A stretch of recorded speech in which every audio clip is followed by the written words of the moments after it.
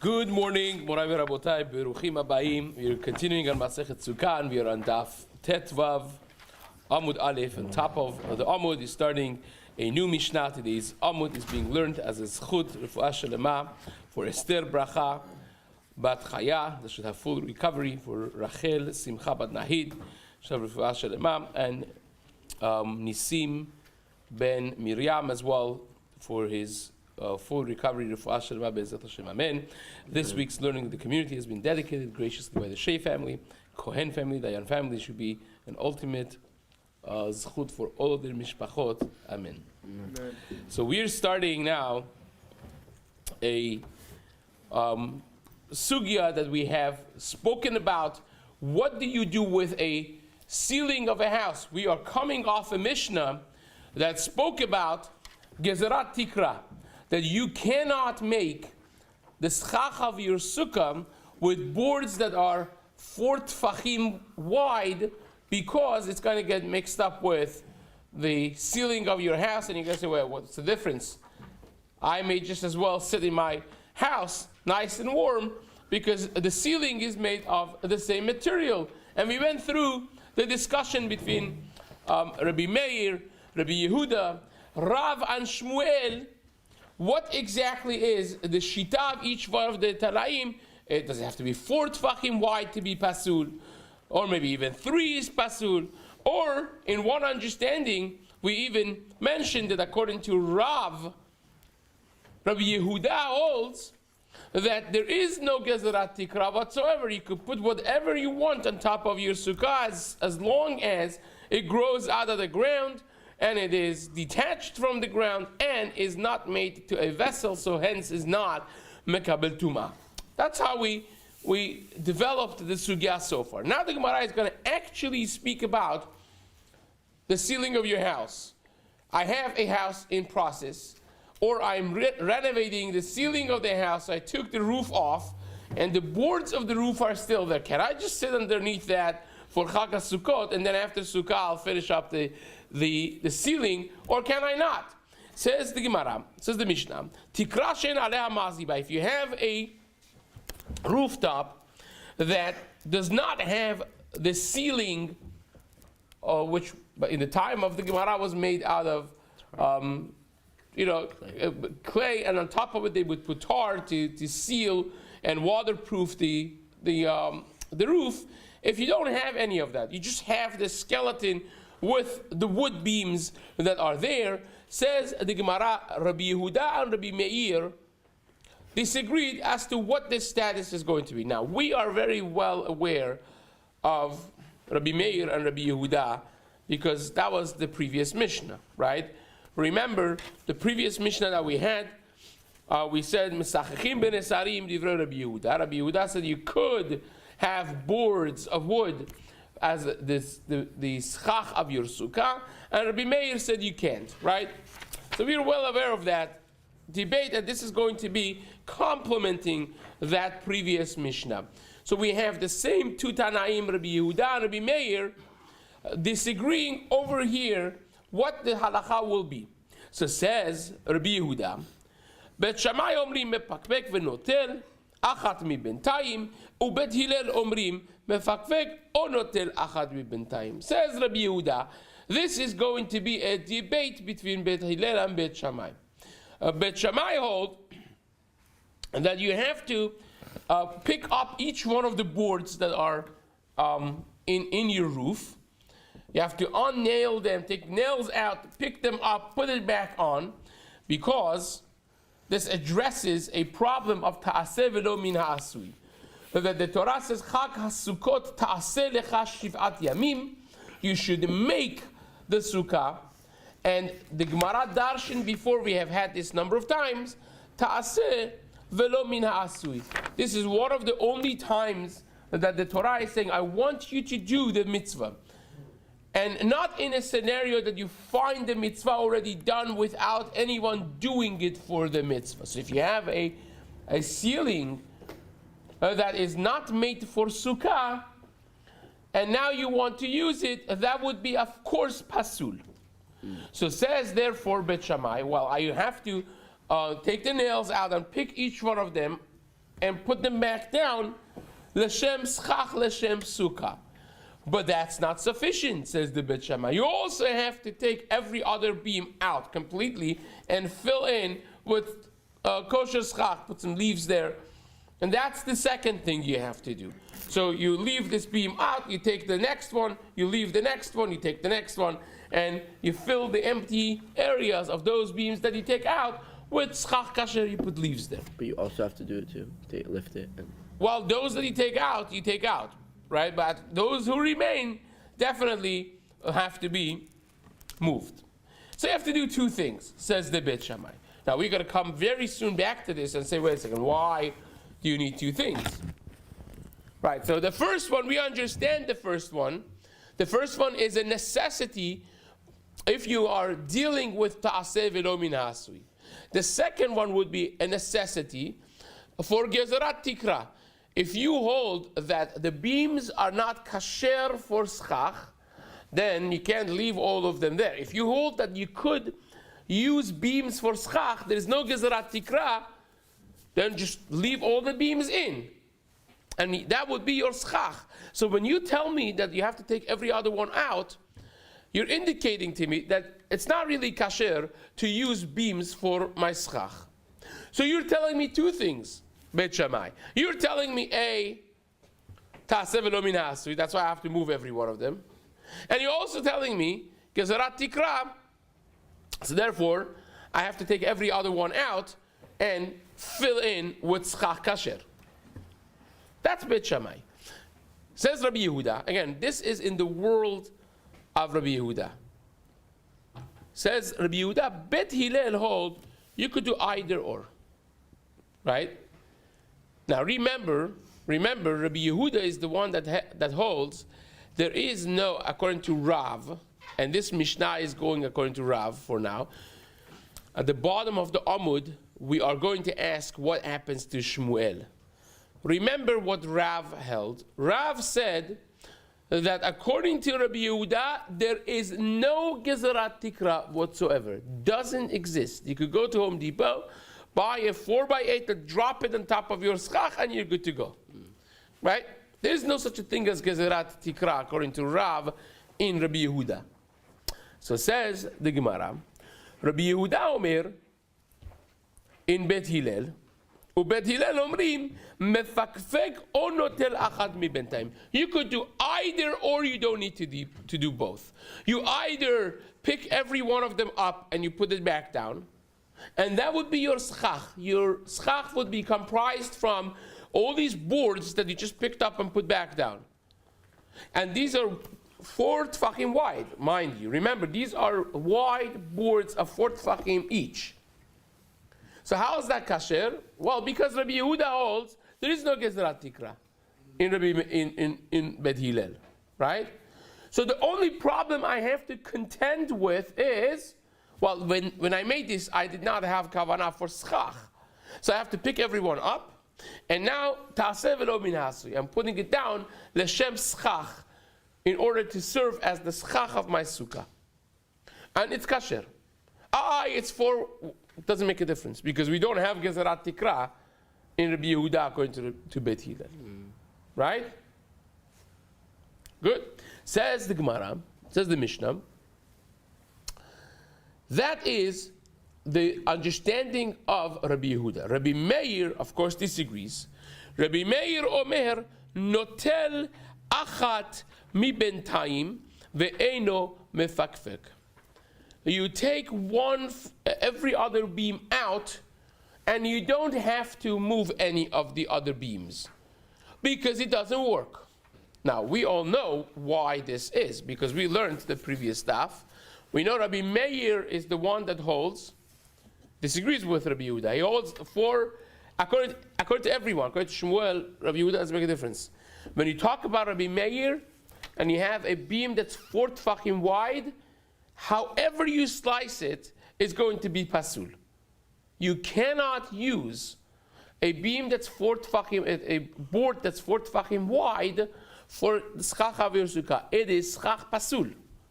So what is he saying over here, Rabbi Meir?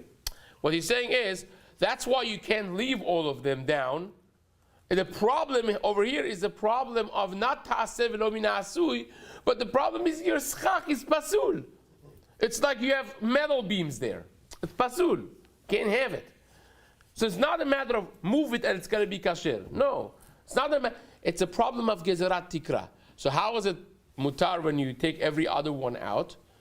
Right? So you remember, we don't have the board here, but you remember how it was yesterday that you have a sukkah that is 8 amot wide, exactly 8 amot wide, which is how many tfachim? Right, well, every 4 amot, every 4, because half of it 4 amot, is 24 tfachim, which is 6 times 4 tfachim, right? And we mentioned that if you have explicitly, oh, here we have it, visual learners, right? We made this, we tampered with it yesterday a little bit at the end. So here I'm just going to make it to what it was before. Okay, so we said it is exactly 8 amot wide, which half of it would be 4 amot. And you could use the concept of dofan akuma, a curved wall, because we know that dofan akuma could be applied up until 4 amot. So therefore, if I have, as long as I have schach, even if it's schach pasul, we assume that the walls are curving. And here you'll assume that this wall is curving up to here, which is less than 4. And this one is curving up to here. And you end up with the middle 8 tfachim of sukkah that's kasher. Right? This is what we said. And that's exactly what Rabbi Meir is going to say in the case of the ceiling of the house. Says, well, these are the boards that are 4 tfachim wide, so they're pasul. No good, right? So all you do is, you are using them as dofan akuma, and the middle one would be kasher. That's what Rabbi Meir holds. And the reason for it is very simple, because Rabbi Meir holds that boards of 4 tfachim are schach pasul. We have gezerat tikra. Versus Rabbi Yehuda says, there's no gezerat tikra according to Bet Hillel. So therefore, these boards by themselves are kasher as well, so long as you take care of the concept of ta'aseh v'lo min ha'asui, that it has to be laid down lishma l'shem sukkah. So therefore, you pick up every one and you put it back down for schach of your sukkah, and you're good. Now, this sounds pretty simple. Well, fairly simple, right? Until the Gemara starts saying, well, let's understand what exactly it's saying over here. Says the Gemara, thank you. Says the Gemara, Bishlama Bet Hillel Ta'amaihu Mishum Ta'aseh V'lo Min Ha'asui. Remember, Bet Hillel is the one that says you do either or, right? You either could take every other beam out, or you could pick each one up and put it back down. Says the Gemara, I understand Bet Hillel, I have no problem with it, because Bet Hillel holds there's no gezerat tikra, so even these wide beams are fine, so long as they're laid down for schach. So I could do 2 things in order to show that I'm doing a schach of sukkah.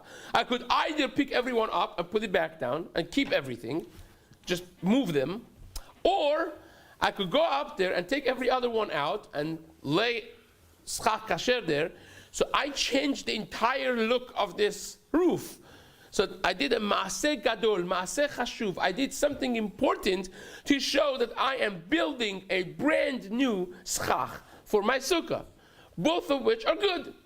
So we understand Bet Hillel, Hazaku Baruch, have a nice day. That we have no questions. Why couldn't you, according to this Beit Hillel, why couldn't you pick up every other one and just put it down? Because that's not the Maaseh Gadol. It's a good question you're asking, but every one of them that you want it to be used as a schach kasher, if you're not moving them out, you have to do Maaseh Gadol. Moving it is not Maaseh Gadol. Either it has to be kasher by itself, which if I pick them up and put them back down, every one that I moved is kasher.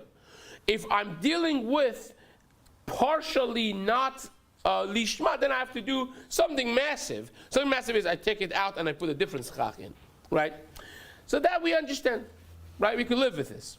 Says the Gemara. Bishlama Bet Hillel Ta'amaihu Mishum Ta'aseh V'lo Min Ha'asui. The reason is Ta'aseh V'lo Min Ha'asui And therefore, if you move each one of them, you have done a masse, you kasher every single beam.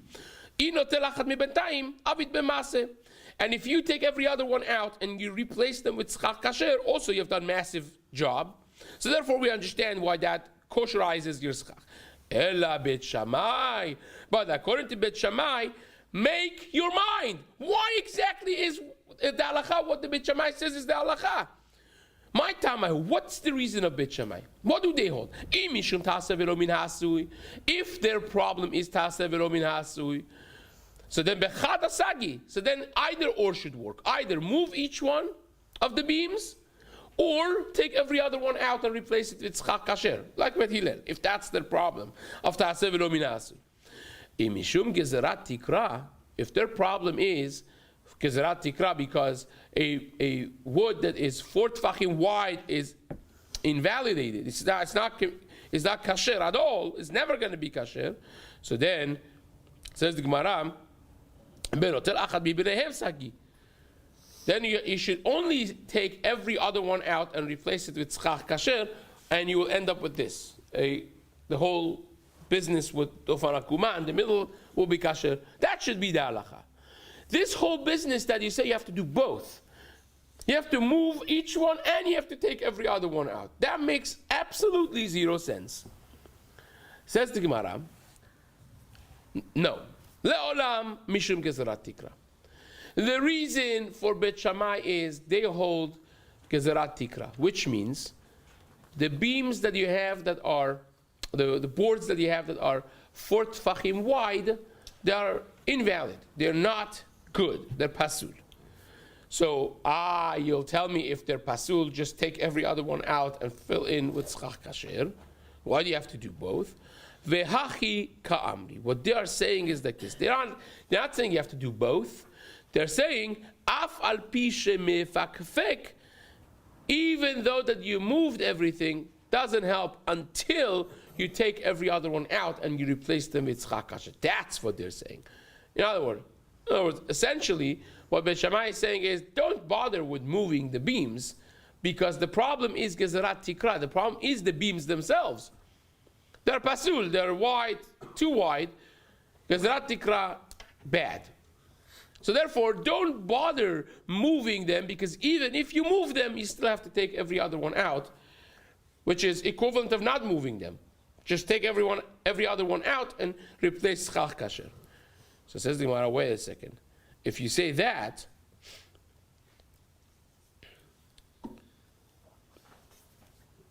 Ihachi, says the Gemara, a masefa. Let's understand, if you say that in Bet Shammai, then let's read the end of our Mishnah. The end of our Mishnah says, Rabbi Meir Omer, notel achat mi benetayim, aval lo yefakfek. Rabbi Meir is the one that says you should take every other one out, but don't bother moving them. That is what Rabbi Meir says. Now you're telling me that Bet Shammai says that in Rabbi Yehuda. So what exactly is going on? Rabbi Meir, Hainu Bet Shammai. Rabbi Meir ends up being Bet Shammai, like Bet Shammai. So he says, no. Hachikamar.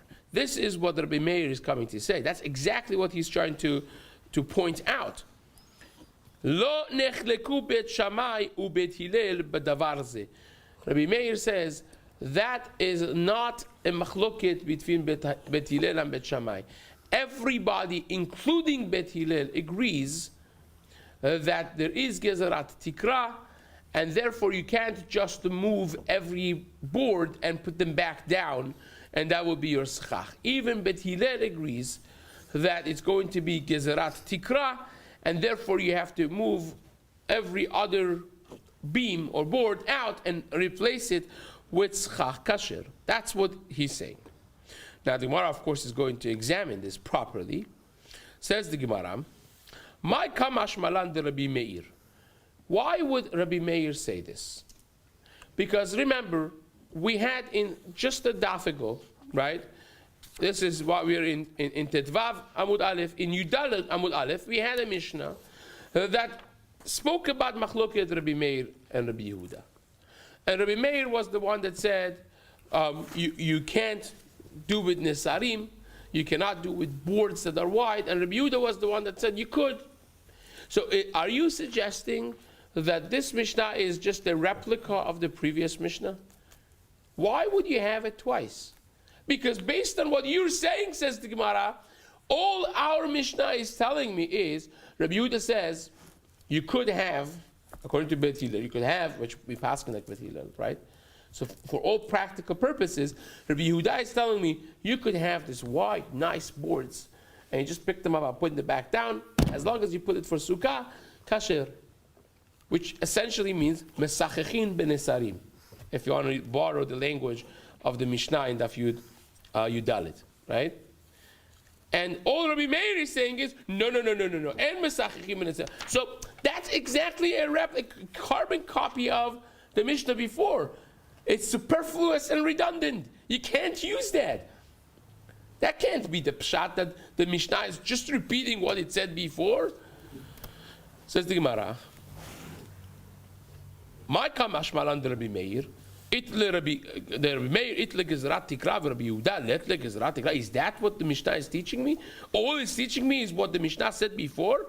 They already argued on Daf Yudalet Amud Aleph once about this. You don't need to say it again.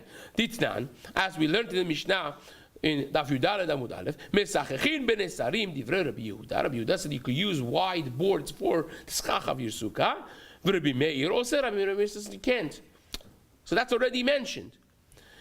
Says the Gemara as an answer, Amar Rabbi Chia bar Abba, Amar Rabbi Yochanan. Rabbi Yochanan, in the name of Rabbi Yochanan, they answered, Resha ben Esarim meshupin askinan. No, the Gemara over here in Yudalit, we're talking about not regular boards. We're talking about boards that have been processed. They have been smoothened and processed and made ready for sealing material, right? It's ready to go. So even though that still boards that are smoothened and nicely made, especially for sealing material, still they are pshutei keli, yes, right? They're not a keli. Let's explain this. We mentioned before that three things are mekabel tumah. A human being is mekabel tumah, it's susceptible to tumah, right? A keli is mekabel tumah, and food is mekabel tumah, right? Midoraita, that's what it is. So pshutei keli es, if I have just a piece of beam of wood, is that mekabel tumah? No, it's not mekabel tumah. How about if I smoothen it and make it nice? Still not mekabel. It's not a keli.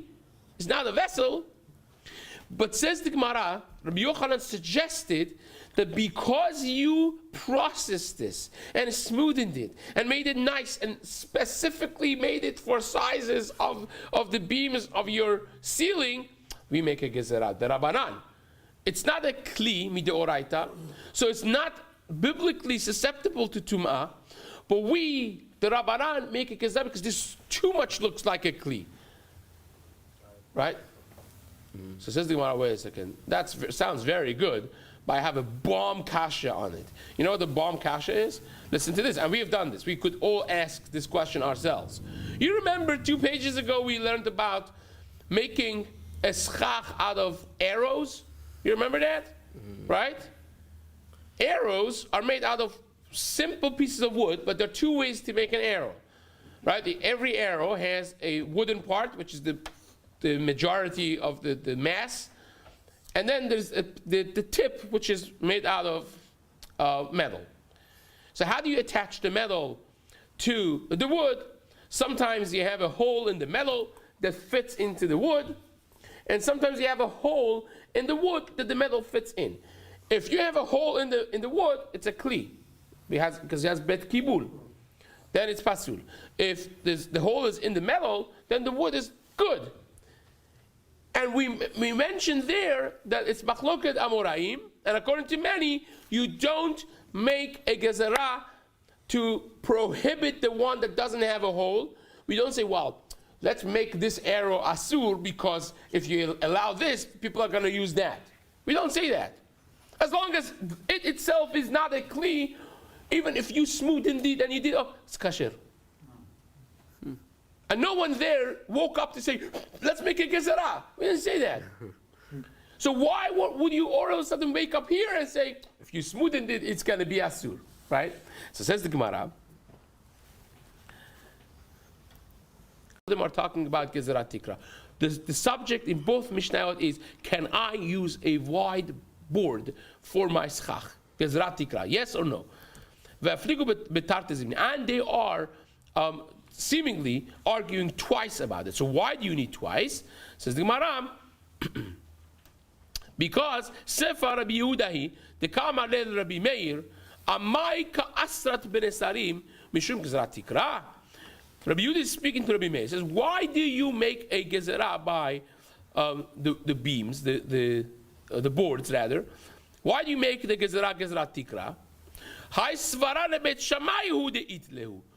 That's only Bet Shammai that holds of that. Bet Hillel does not hold of that. Bet Hillel holds you could pick up the boards and put them back down and you're good to go. And Rabbi Meir says, that's exactly your mistake, Rabbi Yehuda. Because that's not correct, factually wrong. But Hillel also would say that that's Asur.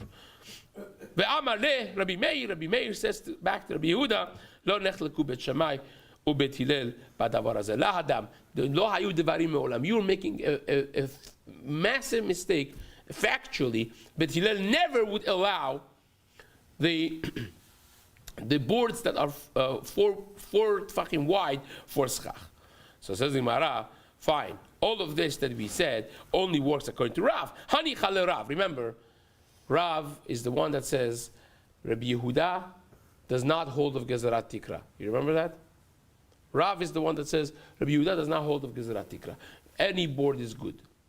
Shmuel said everybody, that means both Rabbi Yehuda and Rabbi Meir, agree that if you hit 4 tefachim width, according to everyone is pasul. You cannot use it for schach.